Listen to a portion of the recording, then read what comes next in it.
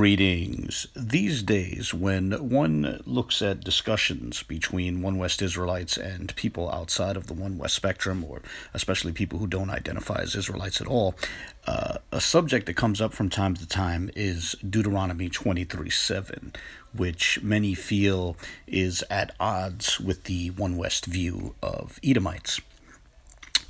And one common response to appeals to that verse from the One West side is to say that the current reading of Deuteronomy 23:7, which says, "Do not abhor an Edomite" in the King James Bible, that the current reading contains a quote-unquote clerical error. In this video, I'd like to briefly cover some of the history of that response, explain what it posits, and also share my thoughts on why I think it's somewhat misguided. To begin, I'm going to show a clip of GMS. Now, this footage is more than a decade old, and it's my understanding that GMS was the first group to take this position, and it has spread outward from them to other One Westers. Now, it's important to note that in this clip, Oriam Lob attributes the idea to someone who is apparently not a One Wester. So this slightly more than 10-year-old footage captures when the idea first entered into the One West spectrum. Also, it's interesting to note that when you watch this 10-year-old footage, you can see them making the transition in real time from a previous response, which was to say, oh, the verse only meant not to look down on Esau because of, his skin color or something like that, to this new response, which is to say that it's a clerical error. So we're going to take a look at this early GMS use of this approach, which has pretty much remained the same as it spread to other One Westers, and then we'll explore what it means and why I think it's misguided. So here we go. You go to one level, then go deep on level. Just give them the first level, then go to the first level of that. See that, because they're trying to use that Deuteronomy 23:7. Now, the Deuteronomy, can somebody get that Deuteronomy 23:7? All right, read it, brother. You got it? All right. Brother got it. 7, right. All right. Thou shalt not abhor an Edomite. Right. It said, "Thou shalt not abhor an Edomite." Now, when you read the scripture, they'll make it seem like it's saying, "Don't hate an Edomite. Don't hate the white man." The word abhor does not mean hate. The word abhor means to avoid, to hold in disdain, to look down on. That's what that scripture means. Right. Read on. All right. For he is thy brother. For he is thy brother. So they see that they say you shall not abhor Edomite, meaning that you're not supposed to hate Esau. But that's not what that scripture means, right? On the one level, right, it means let's say if it's talking to Edomites, right? That was really referring to you not supposed to look down on Esau because he looked different, right? But when you go into the Strong's Concordance, because there was this guy named Pastor al-MaseeHee, right? And what he did was he brought out a good point. I don't know if he's a Jake, I don't know if he's an Edomite, but he brought out a good point. You know what he found out? He found out that scripture and that particular verse there, when you go to the Strong's Concordance and you look up the word Edomite and that particular scripture, the number for the Strong's Concordance number is number 130. When you look up the number 130, right, it says a clerical, it says Esau, it says Edom, whatever. It says, and then and as you read on down, it says a clerical error for 726. Right? Now, when you read 726 in the Strong's Concordance, you know what the word there is? Aram, an Aramaean. So really, the word that should be there should be thou shalt not abhor an Aramaean. Exactly, it's a different nation. It's not the Edomite. Now, in some, like we said, some parts of the Strong's Concordance they go off, some parts they're on point. In that particular part, they're on point. Because really, it's supposed to be an Aramaean.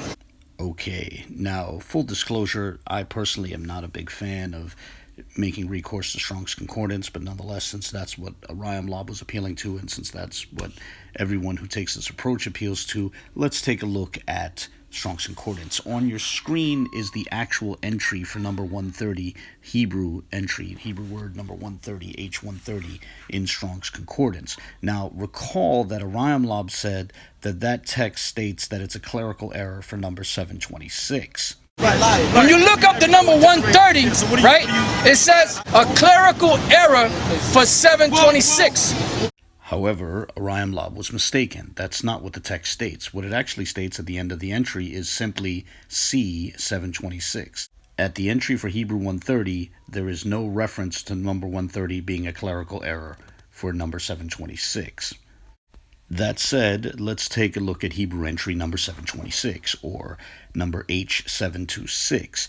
So here it is here, and what you'll notice is that it states that number 726 is a quote-unquote clerical error for H130. In other words, it states the exact opposite of what Oriam Lob said. He had the order backwards. It's not that 130 is a clerical error for 726. Rather, 726 is a clerical error for 130. But there's more. There's something that Oriam Lob didn't point out, and it's something that is also not noted by seemingly any one Wester that I've seen make this claim, at least in my experience. And that's that at number 726, it states in parentheses, as in the margin. Note that phrase, as in the margin, which I'll zoom in here, and ask yourself this question. What does that mean? What margin is being referred to? This question is a significant one, and the answer is important to understanding what's going on here. So what margin is being referred to? This is a bit more clear in the corresponding entry in Gesenius, where it's stated that this is an incorrect reading for Adomi, and which stands in Qere, or Qere, however you want to pronounce that. Today in modern times people say Qere, and I've seen older texts go with Qere.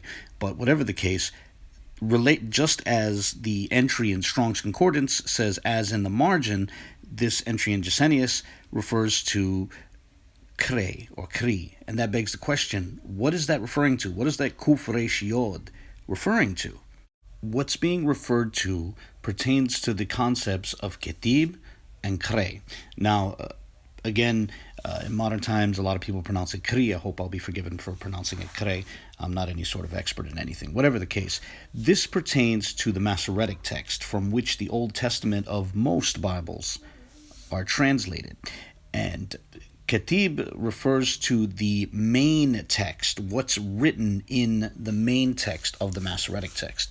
However, when you're looking at a printed edition of the Masoretic text, in the margins, there's a marginal note, which often there's a marginal note on different factors, and there will be a marginal note on how the text should be read. In other words, there's certain places where the Masoretes received a written form which they felt was mistaken, but they didn't want to correct what they received. So they, rather than change what they received, they put the correction in terms of how it should be read in the marginal note. Kethib refers to what is written, and Qere refers to what is recited, what is read aloud. If you take a look at a printed edition of the Tanakh, you'll see lots of those marginal notes. But in this case, I'm looking at the 16th chapter of 2 Kings. And here you see the word Aramim, right? Aramim, Arameans. And you'll see in the marginal note, it says Adomim, Edomites. So this is the Qere, this is the marginal note that's correcting what's written. Moreover, we find secondary support for this in the Septuagint, where in the same verse, where Arameans appears in the Masoretic text, we find Edomites appearing in the Septuagint. So whatever Hebrew text the Septuagint was translating read Adomim, Edomites. So to quickly recap, in the Masoretic version of 2 Kings 16:6, specifically 2 Kings 16:6, the main text, the Kethib, refers to Arameans, Aramim, and while the marginal note, the Qere, states instead that it should be read as referring to Edomites. Moreover, the Septuagint provides independent support for the Masoretic marginal note, as it too has a reference to Edomites, not Arameans, at 2 Kings 16:6.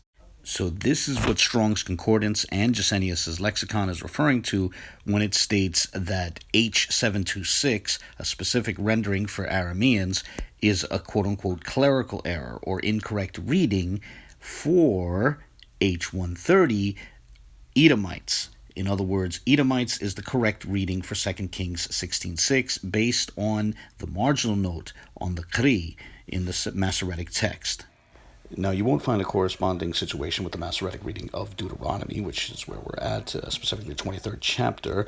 And when you go to what corresponds to the 7th verse in the King James Bible, you'll find the word Edomite, and there isn't any correction in the margin. There's just a reference to al-MaseeHee, which means the fourth section of this particular portion, but no Qere correction. Come on.